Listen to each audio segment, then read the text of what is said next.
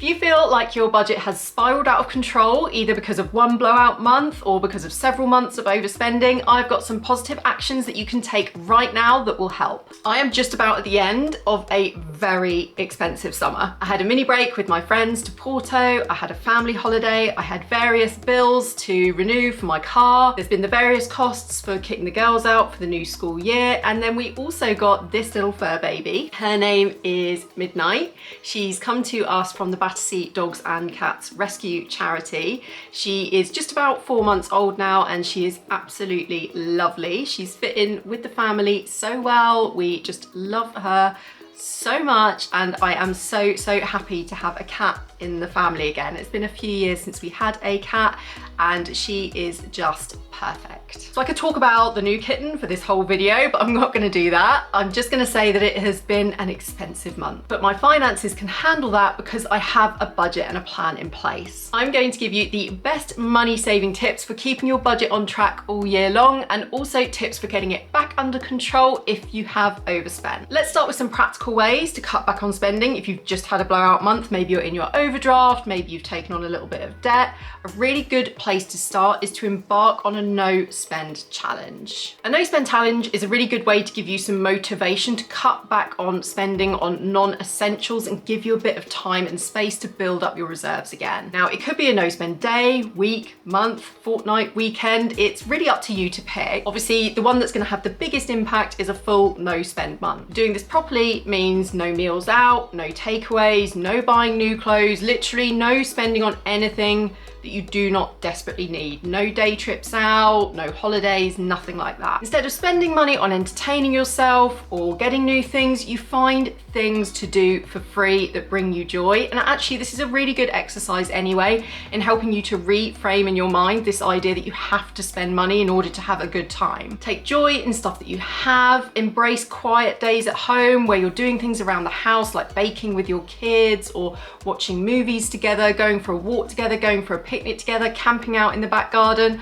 Whatever it is, there are tons of things that you can do that don't cost a thing that will be great fun. This is just a really good reset because it forces you to reevaluate whether the things that you've been spending your money on actually matter to you. Like ultimately, when you miss out on them for a month, do you really miss them that much? And if you didn't miss them that much, maybe it's something that you don't need to be spending loads of money on in the future, or maybe you can cut back on the spending that you're doing. One example of this might be beauty products. Maybe you're someone who spends a lot of money on brand new beauty products every month. Maybe you have a very complex skincare routine. When you strip it right back to a no spend month where you're literally just relying on the basics, do you really notice that much difference in your skin? Do you really need all these products, or is it just something that's been sold to you as something that you need? Or, you know, it's just that rush, that feeling of buying something new. So that little reset can just give you a bit of distance to rethink those spending habits. Next up, declutter and sell some of your stuff. In the last couple of weeks, I've made £70 on Vinted and Facebook Marketplace from selling toys and clothes that I no longer need. So take some time to sift through your stuff and figure out some things that you haven't used or haven't worn. Maybe there's some unopened makeup and beauty products in a drawer somewhere. These are things that you can sell on Vinted and Facebook Marketplace. When you are selling online, just take some time to research the pricing so that you price it at the right level. And if you're getting loads of offers to bring the price down right away, don't accept those first offers. Just hold out. If you're getting a lot of interest right off the bat, then you've probably priced it around about right. So just give it a few days.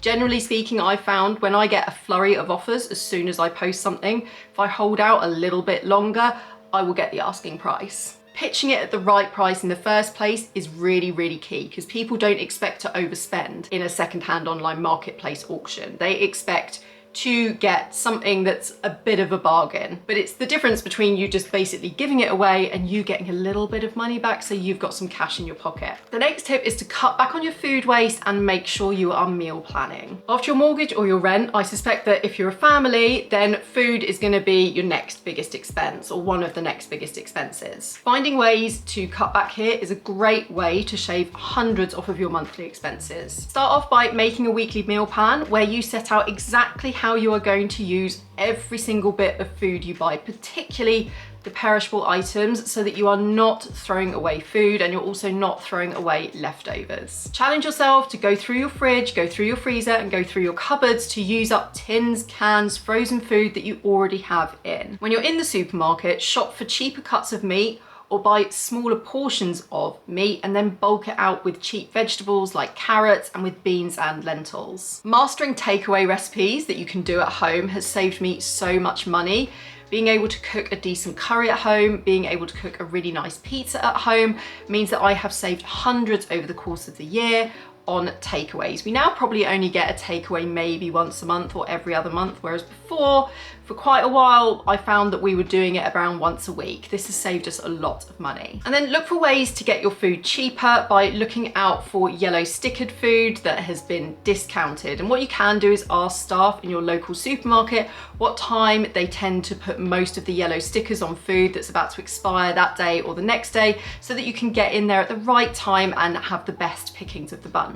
But just a word of warning on offers: only buy stuff that you are definitely going to use, because otherwise you're just spending money, you're not saving money. And that leads me really nicely onto the next tip, which is to use coupons and discount vouchers, but don't let coupons and discount vouchers use you. Vouchers and money off codes are not being handed out by brands left, right, and center out of the kindness of their heart. This is a marketing ploy. Supermarkets give you specific offers and deals because they want to sell that particular food to you. Brands will give you free delivery or 20% off something because they want to get you to spend in the first place. But it's only ever a bargain if you're going to buy the thing anyway. So by all means, use a voucher if it's going on something that you were genuinely going to buy anyway, or that you have a proper plan to use. Otherwise, that is just you spending money, not saving money. My next money saving tip is to have a small gift stash. I like to have a little gift stash set aside for when the kids get invited to birthday parties, or that I just gather over the course of the year that I think loved ones will really like. And I buy these as and when I see them on offer or in 2-for-1 sales, so that I can save money over the course of the year. And it's a similar story with generic birthday cards. You can buy really expensive ones for £4 a go, or if you buy them in bulk, then you can normally get them for about £1 each. And wherever we've had a duplicate gift, I will set that aside into my gift stash and re-gift it at another time. This is just one of those instances where planning ahead over the course of the year saves you money over time. Next, always take advantage of cashback. I use cashback sites and apps wherever I can. There are only a few brands these days that I spend with that aren't signed up to one of the big cashback apps. I like to use Jam Donut when I am doing my grocery shopping. All I do is buy a gift voucher for whichever supermarket I'm shopping at, say Tesco or Sainsbury's,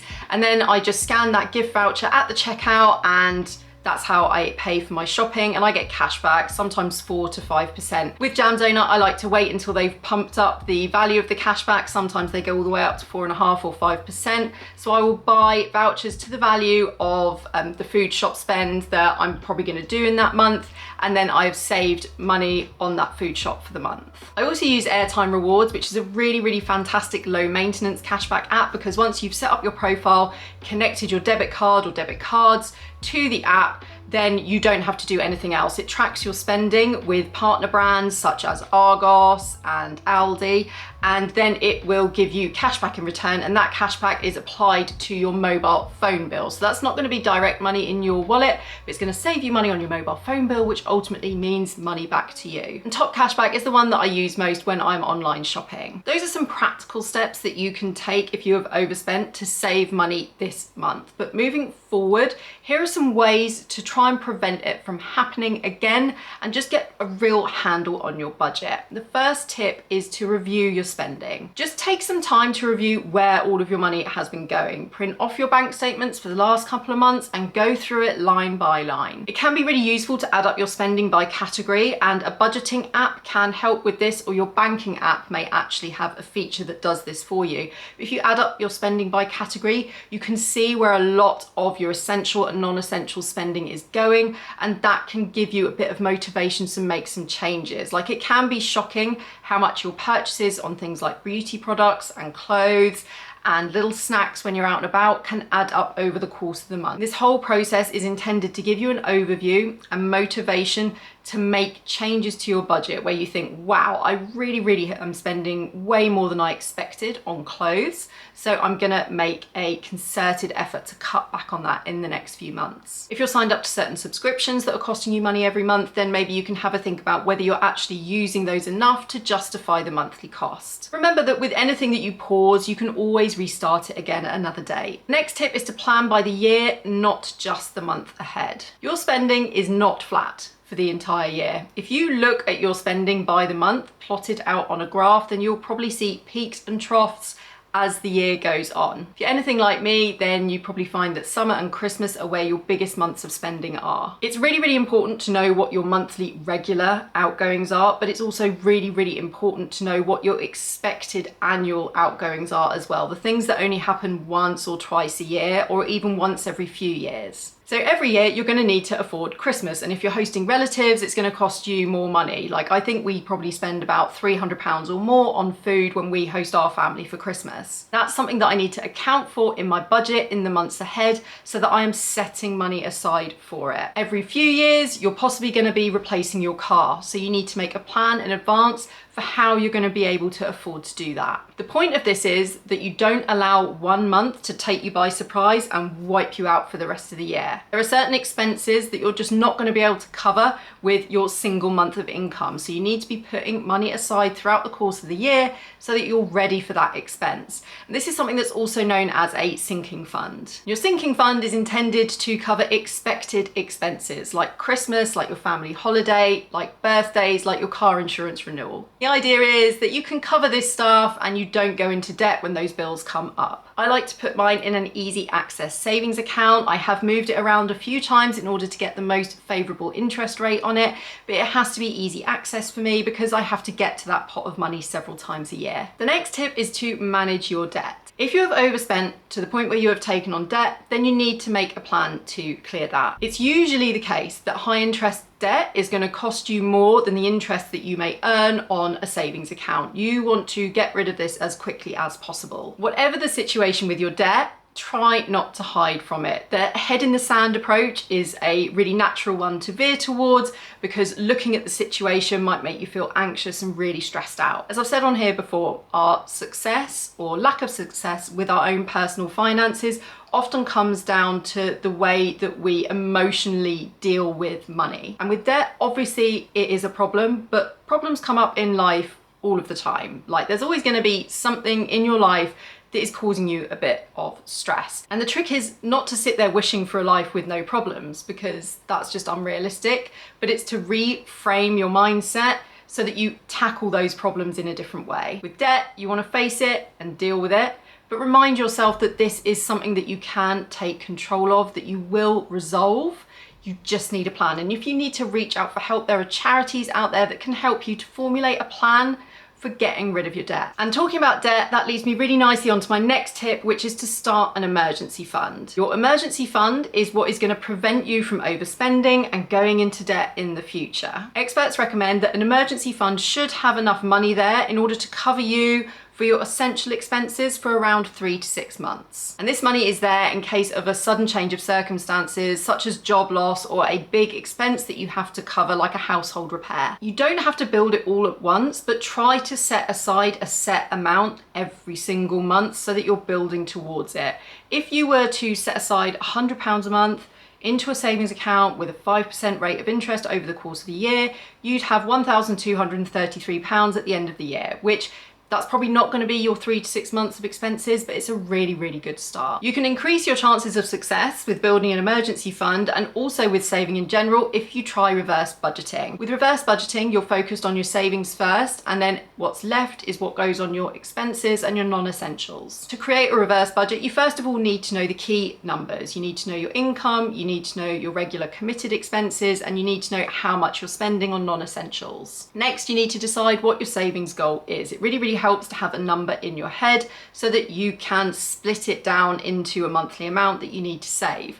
However, it's not worth doing something that's unrealistic. For example, if you earn 20k, there is no point in saying, I'm going to save 10k this year. One of the reasons for examining your spending habits is so that you can see where you could potentially make savings so that you can up the amount that you're saving every month. The idea of all of this is that you prioritize savings rather than leaving it as an afterthought at the end of the month where you just save whatever's left. Or worst case scenario, nothing at all. Final tip is to organize your life. A couple of years ago, I had this month where I just really dropped the ball on my life. I was just overwhelmed with work and I wasn't taking the time to think about what I had coming up. And then all of a sudden in 1 week, I had to get a costume for one child for something at school, and I had to get a birthday gift for a party that another one was going to. When you get yourself in that type of situation, the temptation is just to throw money at the problem to solve it. You buy the easiest thing, but that's not necessarily going to be the thing that's the best value for money. You haven't had a chance to shop around, you haven't had a chance to do your research about the different products out there, so you just reach for the easiest thing, and oftentimes that will mean that you end up overspending. I ended up buying an outfit for my child that was overpriced, that she didn't really like that much, and subsequently never wore again. And on the birthday gift, I ended up spending a little bit more than I normally would have done. When you are organized, you give yourself the time to shop around, stop, think, and seek best value for money. And it's a really similar story with the state of your home. When your home is chaotic and messy and you can't find anything, you're not really going to be aware of what you already have. And that often then leads to overspending. You'll overspend on food because you don't know what's already in your fridge or already in your cupboard. It's a similar story with clothes and with toys. When we don't know what we already have, if we see it when we're out and about shopping, then we end up just buying a very similar thing again. Organize your diary and your home, and you will spend less money. Thanks so much for watching. Don't forget to hit like and subscribe for lots more videos from me. Have a great day.